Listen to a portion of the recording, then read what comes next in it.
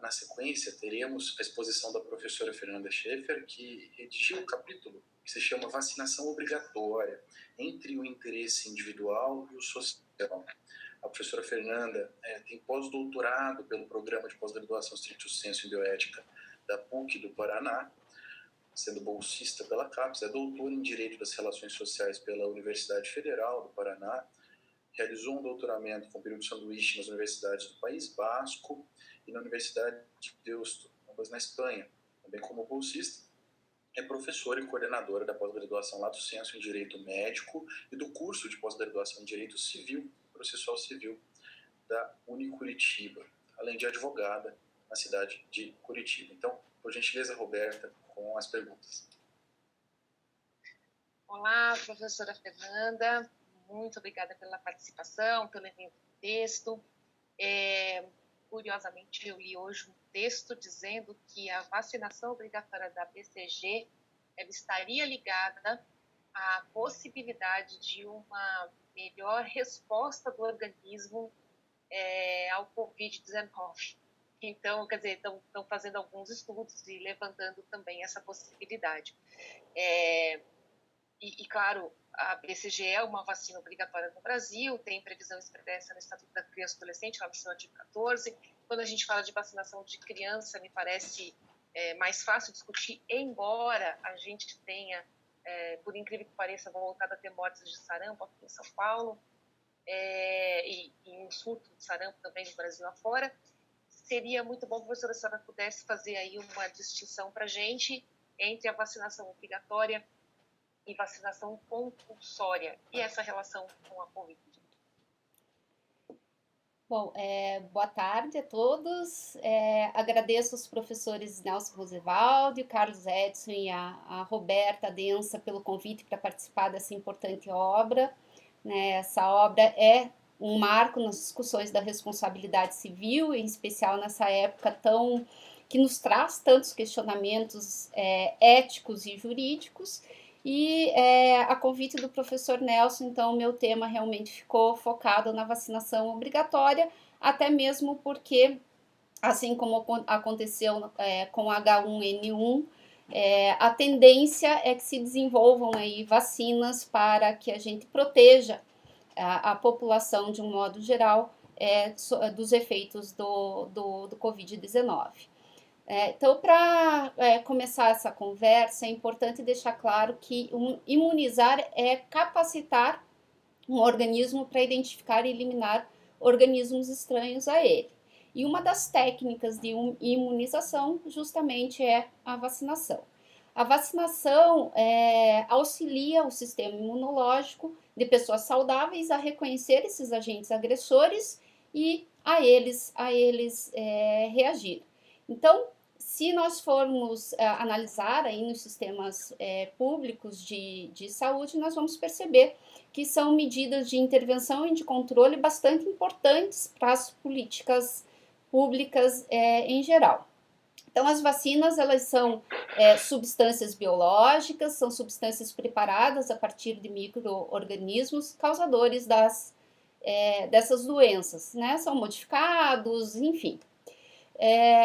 Então, do ponto de vista epidemiológico, e até é bom que a gente contextualize com a pandemia pela qual passamos, a vacinação é uma tecnologia de excelente custo-benefício e altíssimo grau de resolutividade.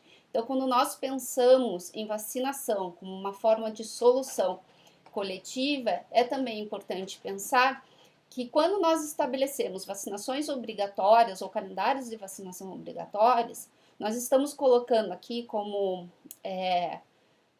ponto de partida que a saúde não é apenas um direito individual, mas a saúde também é responsabilidade de todos. Então, e daí algumas distinções importantes vão aparecer. Então, a primeira distinção feita no trabalho entre as vacinas de necessidade médica e as vacinas de necessidade prática. As vacinas de necessidade médica são aquelas que são a única defesa conhecida e disponível, portanto, são as mais viáveis e eficazes no combate ou na prevenção de uma doença. As de necessidade prática são aquelas em que há outras alternativas preventivas, mas a vacina se apresenta entre uma dessas alternativas. Então, o fato é que o trabalho partiu de 3 grandes premissas para estabelecer uma possível responsabilidade àqueles que se recusam à imunização. Então, quais são as premissas? A vacinação ela pode ser, para ser obrigatória ou compulsória, em um sistema público de saúde, ela deve estar baseada em necessidade médica, e essa necessidade médica avaliada também a partir do melhor benefício para as pessoas. Ela deve ser inserida dentro de um programa de imunização e, obviamente, antes de qualquer atitude, informação, né? A informação adequada, objetiva, precisa para que a população entenda a necessidade de se submeter a esse tipo de imunização como parte de uma responsabilidade coletiva. Então, a outra diferenciação que é importante, e daí já respondendo a tua pergunta, Roberta, é a diferença entre vacinação compulsória e vacinação obrigatória. Né? A vacinação obrigatória seria aquela, a vacinação compulsória seria aquela sobre a qual não resta nenhuma margem de autonomia à pessoa. O indivíduo deve se submeter a essa imunização, independente de querer ou não ela aderir. E ela poderia, inclusive, justificar o uso da coação física, que foi o que aconteceu lá no começo do século passado, na revolta da vacina aqui no Brasil, no Rio de Janeiro. Em estados democráticos de direito, difícil hoje a gente sustentar essa possibilidade de vacinação compulsória ou de imunização compulsória, ainda que a gente esteja analisando à luz de interesses sociais.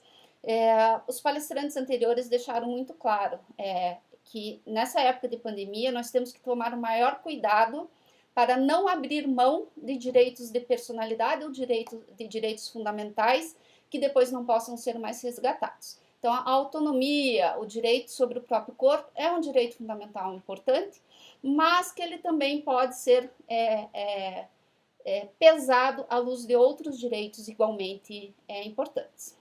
Com relação à vacinação obrigatória, então, ela permite uma certa dose de exercício de autonomia, embora o poder público possa a ela trazer outras restrições a alguns exercícios de direito, como, por exemplo, hoje, com relação às crianças, é obrigatório apresentar a carteira de vacinação no colégio, etc. Né?